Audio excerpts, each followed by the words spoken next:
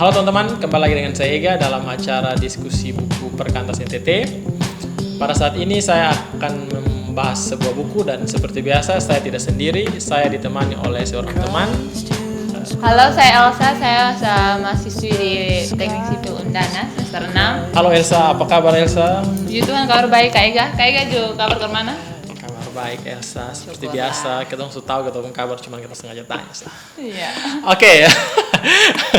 Nah, teman-teman, pada kesempatan kali ini saya dan Elsa akan membahas sebuah buku yang tentunya sudah dibaca oleh Elsa dan kebetulan saya juga sudah pernah membacanya. Satu buku yang sangat bagus, bukunya berjudul Grace is Greater. Nah, di sini kita berdua akan sama-sama membahas isi buku ini, tapi berdasarkan perspektifnya Elsa yang membaca buku ini, dan mungkin saya juga akan menambahkan beberapa hal seiring dengan berjalannya diskusi kita pada saat hari ini, diskusi kita pada kali ini. Nah Elsa, apa yang Elsa dapat dari buku ini? Apa yang menarik menurut Elsa dari buku ini? Waktu awal baca buku ini tuh bayangan pertama tuh adalah ini dia akan belajar tentang seperti apa itu kasih karunia. Dan itu dorongan untuk membaca buku ini tuh dari banyak pihak begitu. Beta baca di story yang orang naikkan di story WhatsApp, Instagramnya, dan puji Tuhan beta terdorong untuk baca ini buku. Dan waktu baca ini buku tuh beta langsung kayak kayak begitu tertarik karena judulnya saya tuh sangat-sangat menarik gitu. Kasih karunia jauh lebih besar. Apa sih maksudnya kasih karunia itu lebih besar dari apa begitu? Itu yang menarik buat beta dari ini buku Kak. Dan selama beta baca ini buku tuh beta dapatkan banyak sekali hal berkaitan dengan apa itu kasih karunia dan kenapa ketong butuh kasih karunia dalam ketong hidup. Begitu. Jadi yang pertama yang menarik ini buku untuk dibaca oleh Elsa ya karena temanya tentang kasih karunia. Nah kalau beta yang menarik pertama tuh dia punya penulis. Jadi waktu buku ini keluar beta baca tahun 2019, Kyle Idleman ini dia penulis buku Not a Fan yang waktu dulu beta masih mahasiswa.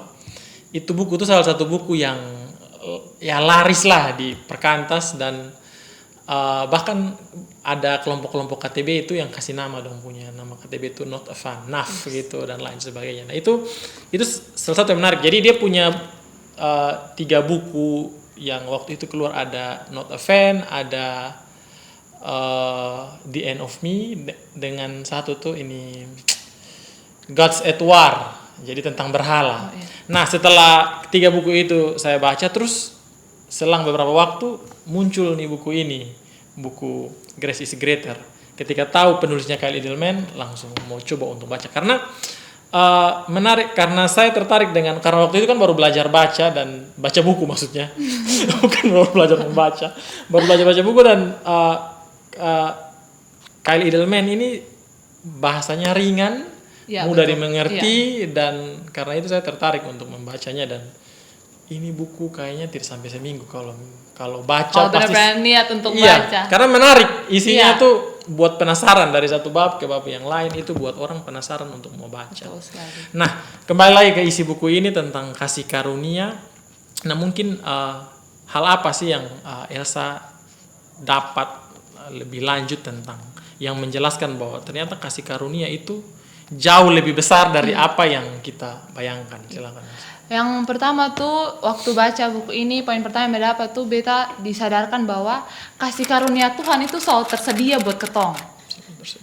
Jadi kasih karunia Tuhan tuh selalu ada. Maksudnya ini kasih karunia tuh ada, tapi yang buat ketong sulit untuk mengalami kasih karunia itu adalah responnya kita dengan ketersediaan daripada kasih karunia itu kurang. Dalam artian bahwa yang pertama tuh kan ketong belajar tentang, ketong menyadari bahwa ketong tuh adalah orang-orang berdosa begitu kan. Nah kasih karunia itu ada untuk ketong tuh bagaimana ketong terlepas dari ketong punya keberdosaan.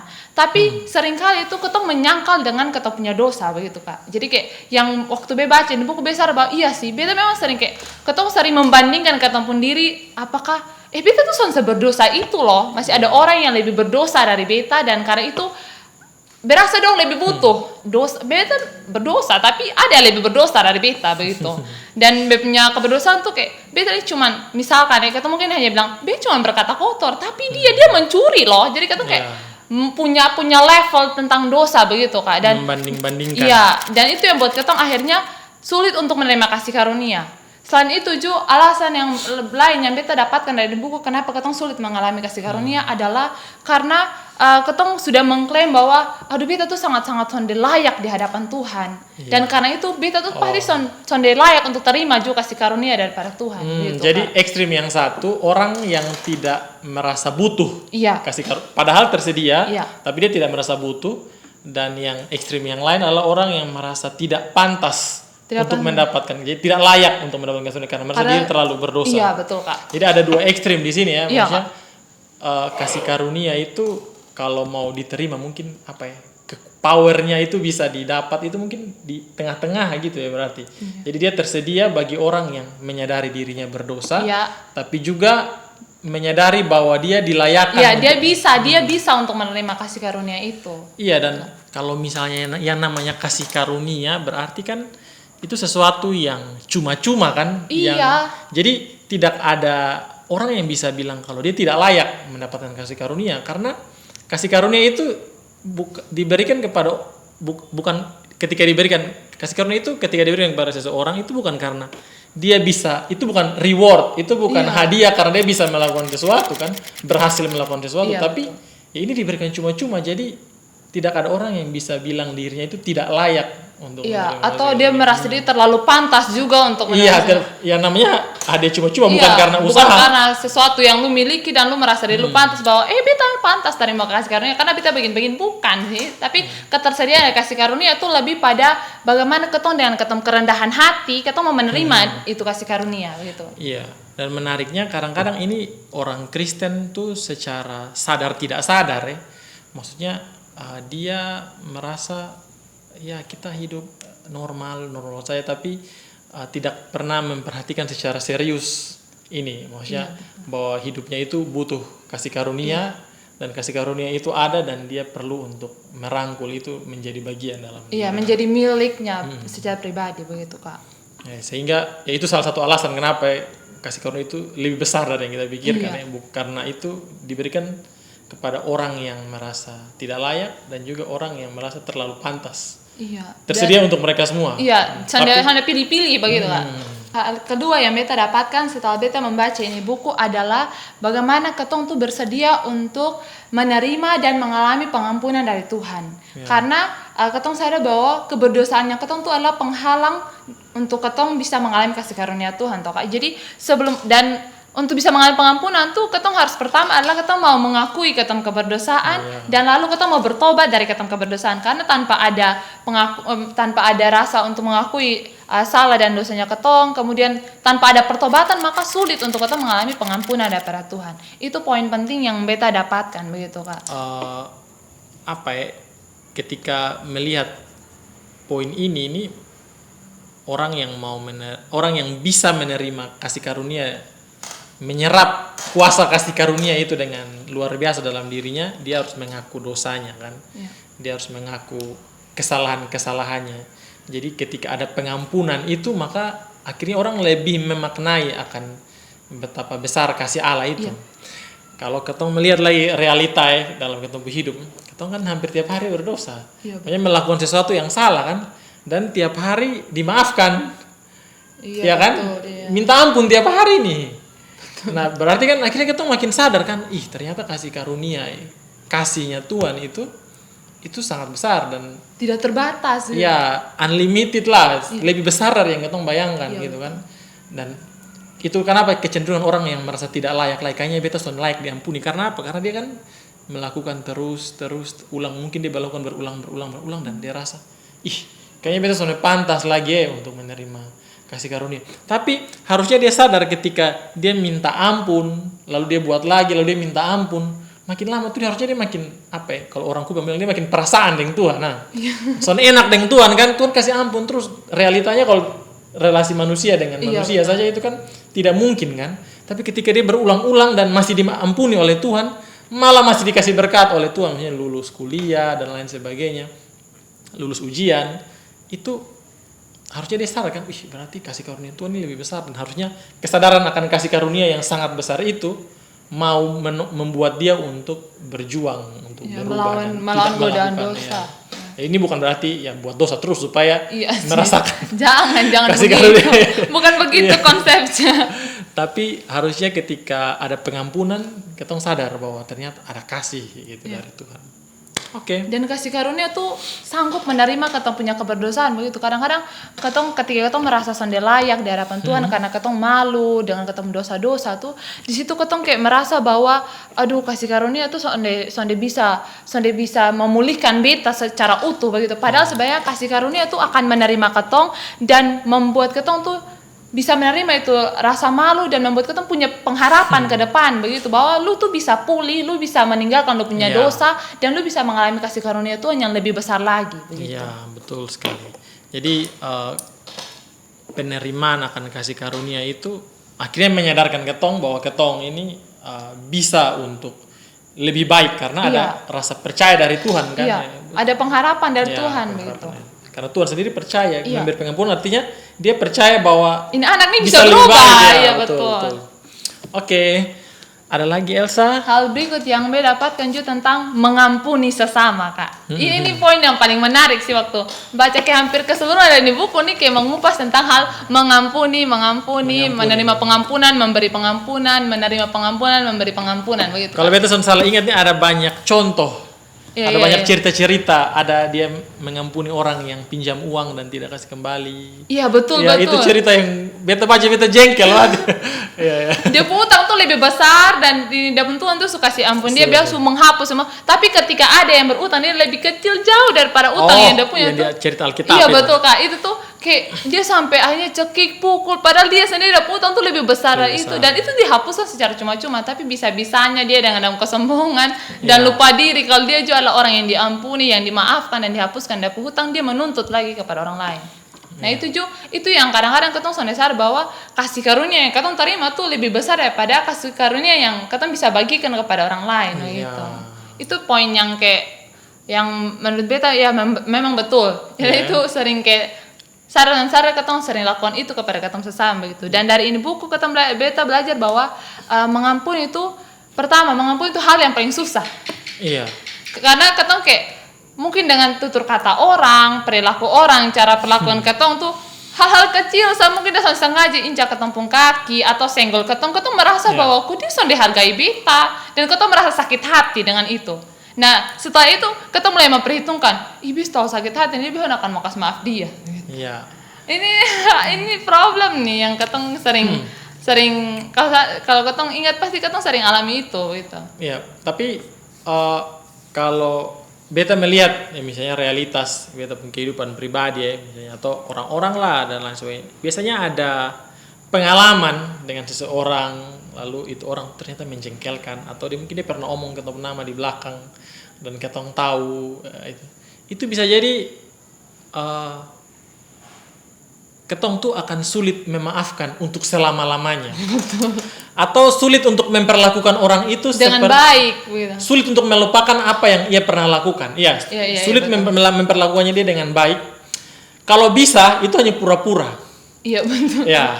Mungkin Elsa punya pengalaman itu, beta juga punya pengalaman melakukan hal yang sama untuk kembali dari nol kan mengampuni itu kan kembali dari nol, reset, tekan tombol reset. Kayak HP ketong reset, mulai kembali pengaturan mula, semua bangun relasi dan dia tanpa mengingat bahwa sebenarnya ada kejadian. Dan itu hal yang sulit. Tapi kalau tadi Elsa bilang kasih karunia itu memampukan kita untuk bisa mengampuni. Nah kasih karunia yang kita terima dari Tuhan itu kan kayak begitu. Yang dia ampuni hari ini, dia sampai ingat lagi yang tadi barusan lu buat. Artinya lu mulai dari nol. Silakan lu punya kesempatan baru untuk menunjukkan lu punya hidup yang baik dan lain sebagainya. Nah, bagi beta memang sulit untuk bisa betul, mengampuni. Tapi kembali lagi, yang namanya yang namanya murid Tuhan, yang namanya murid Kristus, muridnya Yesus kan, Yesus sudah menunjukkan bahwa dia bisa mengampuni sebagai manusia dan sebagai Tuhan kan. Artinya ketong pun sebagai manusia harusnya bisa, tapi Itu dimulai titik awalnya dari menerima kasih karunia itu, Iya, kan, betul. sehingga kita pun bisa akhirnya mengampuni orang lain. Sulit mengampuni nih Kak, itu karena kan ada kadang-kadang beta secara pribadi merasa bahwa beta sulit mengampuni orang lain tuh Kak, karena beta merasa bahwa beta sakit hati itu dia bisa gantikan apapun. Iya. Sakit hatinya beta gara-gara dia punya tutur kata, gara-gara dia punya sikap, dia punya cara perlakuan beta itu tuh buat beta kayak lu mau buat kebaikan apapun ke beta tuh akan bisa gantikan sakit hati Ya, sudah pernah terjadi. Yes.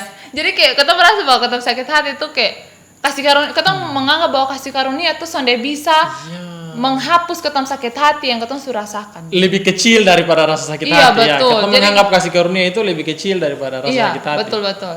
Jadi buku ini Grace is Greater, artinya dia mengingatkan lagi bahwa kasih karunia yang kita terima itu lebih besar dari belum sakit hati tuh. Ya, betul. Jadi ya, kita tuh sebenarnya sonde punya alasan untuk bisa mengampuni dia gitu.